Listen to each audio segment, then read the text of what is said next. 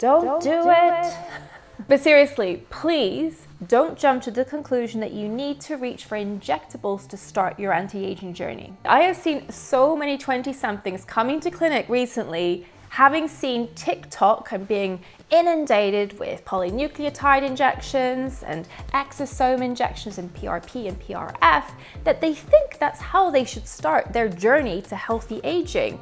And it's not the right way. Now, when we're talking about our 20s, we're really talking about preventative aging, or what we call in clinical practice, prejuvenation. But I have news for you. You don't just do this through injectables. You can do it through your skincare and through your lifestyle. This is not to say injectables aren't helpful. They are hugely helpful, but they're not your first action. Always do the simple, safe, low-risk actions first, see where you get to, and reassess. And the whole idea of prejuvenation is that if you tackle the root causes, you may be able to stop or mitigate the signs of aging showing up. I think this really aligns with the idea that aging is a privilege, and if we can use science to slow down the visible signs, then we should do that.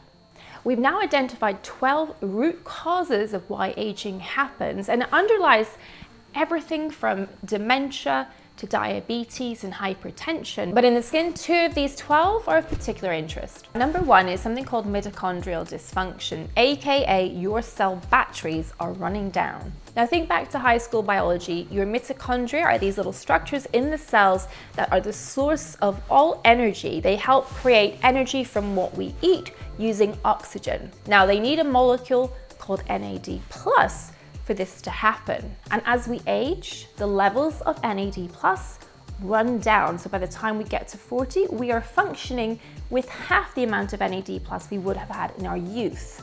This has implications for your skin. Your skin is very biologically active. So think of it this way, we have 20,000 genes in our chromosomes, and in your skin, 15,000 of those are active. Those active genes control everything from cell division, barrier repair, to synthesizing collagen, maintaining the scaffolding of your dermis. So if we want to maintain cellular homeostasis, we've got to get those NAD+ levels back up again. So restoring NAD+ levels helps lead to healthier cell batteries, which in turn helps drive a more youthful expression of our DNA at the genetic level.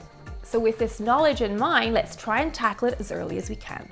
So the good news is you're probably doing some things already without realizing it that specifically help maintain your NAD+ levels. Exercise in particular is a powerful way to boost NAD+, and that's because it boosts an enzyme that's involved in something called the salvage pathway, involved in recycling NAD+ in your cells. So that's a good thing. We also now have a new array of ingredients that help tackle root causes, and one of them does exactly the same thing in the skin, something called sunflower shoot extract, which I discovered over a year ago now, and I've been super excited about because it really does represent a new frontier in how we approach healthy aging. It too tackles that same enzyme, NAMPT, and more NAD+ in the system due to improved recycling helps maintain youthful cells. Now, unless you've been living under a rock, you're bound to have heard of IV NAD+ drips, and many a celebrity swears by them for maintaining youthful, energetic skin. I hate to break the news, but there is no importer of NAD+ into our cells.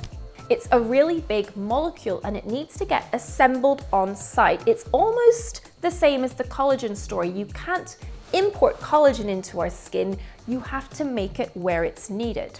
Perhaps the best analogy for how best to manage NAD+ is the draining bucket theory. So in a sense, you have a bucket full of NAD+, and imagine there's a leak and some is being lost, and imagine there's a tap pouring more in.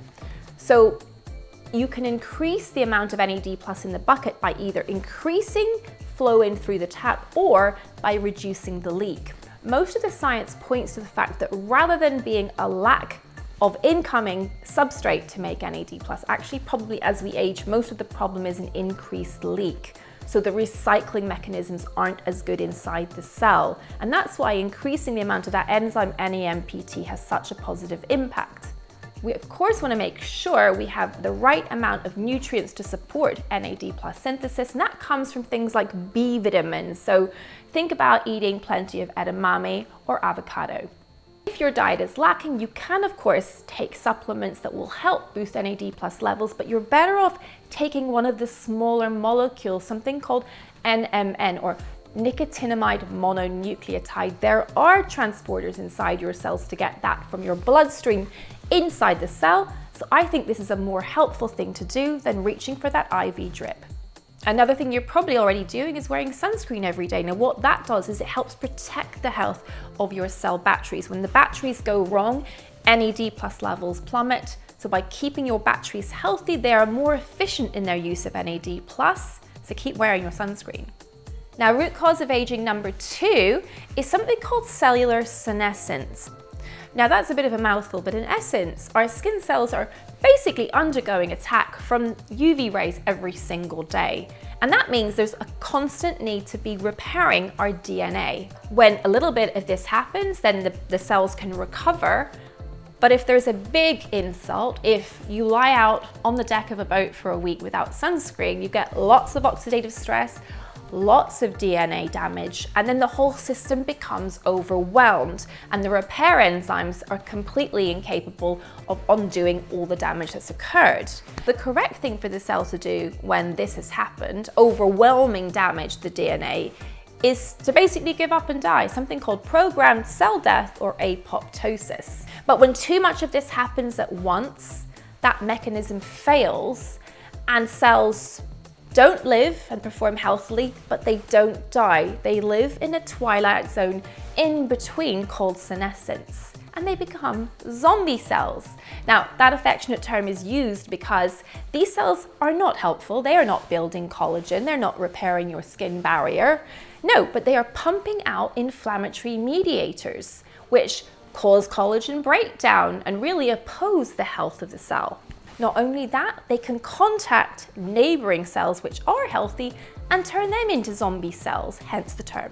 So this is an example of another vicious cycle that can rapidly accelerate and lead to premature aging. However, it's not all bad news. We now have topical ingredients that target senescence, something called senolytic, which means is to get rid of senescence.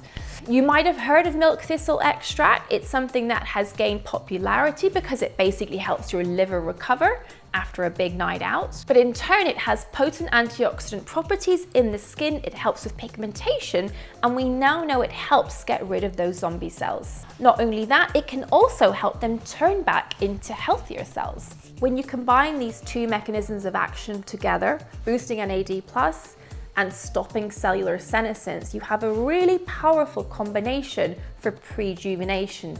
And I think we're going to be hearing a lot more about ingredients that fall into these categories in the near future. The great news is that these are ingredients that are really well tolerated in the skin and can be used happily in combination with your sunscreen and your antioxidant serum. So jumpstart your NAD+ levels, get cellular senescence under control, and you can get ahead with prejuvenation without the needle. So what are you waiting for?